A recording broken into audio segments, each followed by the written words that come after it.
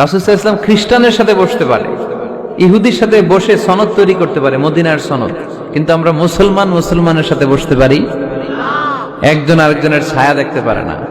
হিংসা, বিদ্বেষ, জেলাসি, অহংকার, ঠিক কিনা?